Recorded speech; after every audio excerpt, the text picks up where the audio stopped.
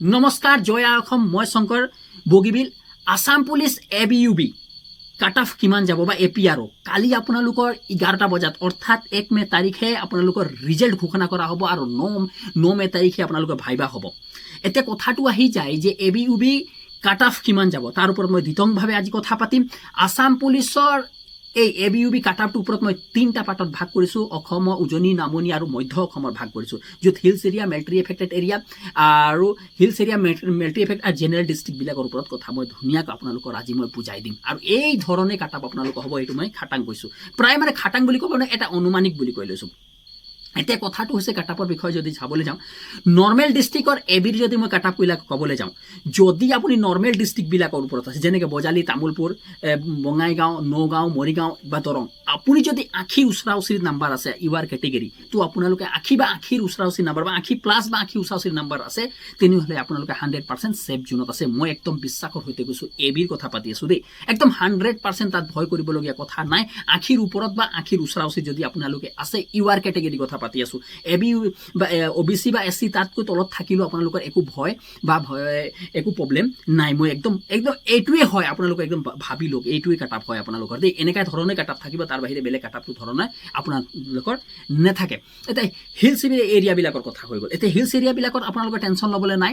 70 ওচৰা ওচৰি নম্বৰ, 70 ওপৰত যদি আপোনালোকৰ নাম্বাৰ আছে, 70 প্লাছত যদি আপোনালোকৰ নাম্বাৰ আছে, তেনেহ'লে হিলছ এৰিয়াবিলাকৰ আহিব। মিলিটাৰী এফেক্টেড এৰিয়া ছেইম একেটা কথা হ'ব।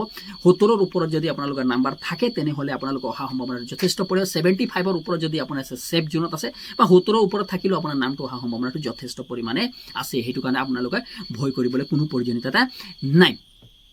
এতিয়া যদি মই কথা পাতিবলৈ যাওঁ, হ'ব, এতিয়া মই যদি কথা পাতিব যাওঁ আসাম পুলিচৰ UBৰ কাট অফৰ ওপৰত কথা পাতিব যাওঁ, এক ছেকেণ্ড, আপোনালোকে UBৰ কাট অফৰ ওপৰত যদি মই কথা পাতিব যাওঁ, সবচে বেষ্ট কথা UB কাট অফটো কিমান যাব, সেইটো কথাটো যদি আপোনাৰ জানিব যায়, নৰ্মেল ডিষ্ট্ৰিক্টৰ ওপৰত যদি মই কথা পাতিব যাওঁ UBৰ, তেনেহ'লে নৰ্মেল ডিষ্ট্ৰিক্টবিলাকত আপোনালোকে এটা কথা স্পষ্ট যে নৰ্মেল ডিষ্ট্ৰিক্টবিলাকৰ অলপ কাট অফবিলাকে UBৰ কাট অফটো অলপ হাই যায়, কিয়নো ইয়াত কম্পিটিশ্যনটো অলপ হাই লেভেলত থাকে। বহুত অভাৰ ল'ৰা ছোৱালীয়ে UBত পৰীক্ষা দিয়ে, আপোনালোকে গম পাইছে।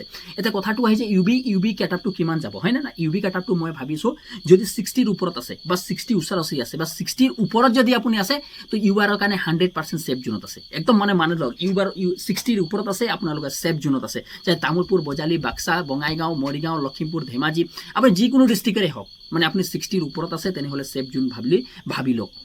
মানে ইউআৰ কেটেগৰীৰ কথা, তাতকৈ কম থাকিলেও আপোনালোকৰ নাম্বাৰটো, যেনেকৈ OBC, SC, ST বা ST হিলছৰ, তেওঁলোকৰ 60 তলতো থাকিলেও নৰ্মেল ডিষ্ট্ৰিক্টৰবিলাকৰ নাম অহা সম্ভাৱনাটো যথেষ্ট পৰিমাণে বেছি থাকিব, কিয়নো প্ৰত্যেকটো ডিষ্ট্ৰিক্টৰ কাট অফটো সলনি থাকিব। সেই কথাটো আপোনালোকৰ এটা মানে একদম মানে 100% ভাবি লওক যে প্ৰত্যেকটো ডিষ্ট্ৰিক্ট যিটো কাট অফটো থাকে, প্ৰত্যেক ডিষ্ট্ৰিক্ট কাট অফটোবিলাক চেঞ্জ থাকে। এতিয়া কথাটো আহি যায় যদি হিলছ এৰিয়া আৰু মিলিটাৰী এফেক্টেড এৰিয়া আপোনালোকে জানে যে 4টা ডিষ্ট্ৰিক্ট মিলিটাৰী এফেক্টেড এৰিয়া আছে, যেনেকৈ হৈছে ডিব্ৰুগড়, তিনিচুকীয়া, শিৱসাগৰ আৰু চৰাইদেউ। এই 4টা ডিষ্ট্ৰিক্টৰ আৰু হিলছ এৰিয়াবিলাকৰ, যেনেকৈ হিলছ এৰিয়া মিলিটাৰী এফেক্টেড এৰিয়াতকৈ হিলছ এৰিয়াবিলাকত বেছি কাট অফ কম যায়। এটা কথা মই মিলিটাৰী এফেক্টেড এৰিয়াবিলাকত যদি ইউআৰক মানে কাট অফটোৰ ওপৰত যদি মই কথা পাতিব যাওঁ, তেওঁলোকে ভাবি লওক যে 55ৰ ওপৰত যদি তেওঁলোকৰ নাম্বাৰ আছে, তেওঁলোকৰ ছেফ জোনত আছে। আৰু যেনেকৈ হিলছ এৰিয়াবিলাকৰ ডিমা হাছা হ'ল, ডিমা হাছা হ'ল, ৱেষ্ট কাৰ্বি আলং হ'ল বা হজাই হ'ল, এই বা হাইলাকান্দি হ'ল, এইবিলাকৰ কাট অফবিলাক বহুত কম যায়। এটা কথা মনত থৈ ল'ব, এইবিলাক মানে ডিমা হাছা আৰু হজাই একদম নৰ্মেলি কাট অফবিলাক যায়। আপোনালোকে 50ৰ ওপৰতো থাকিব বা 55ৰ ওচৰা ওচৰি থাকিলেও আপোনালোকৰ নাম অহা সম্ভাৱনাটো যথেষ্ট পৰিমাণে থাকিব। এইটো আপোনালোকে ভয় কৰিবলগীয়া আৰু কোনো কথা নাই।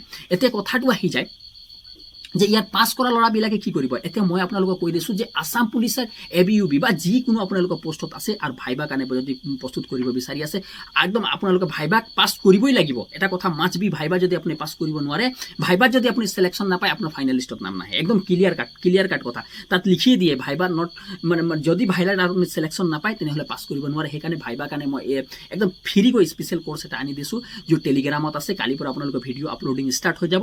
টেলিগ্ৰামত শংকৰ বগীবিল বুলি আছে, টেলিগ্ৰামৰ লিংকটো মই ডিছক্ৰিপশ্যনত দি দিম, আপোনালোকে জইন কৰিব। তেতিয়াহ'লে ধন্যবাদ, জয় অসম। আৰু ভাল যদি ভিডিঅ'টো লাগিছে, তেনেহ'লে অন্য গ্ৰুপলৈ শ্বেয়াৰ কৰিবা আৰু লাইক কমেণ্ট কৰিবলৈ নাপাহৰিবা। তেতিয়াহ'লে জয় অসম।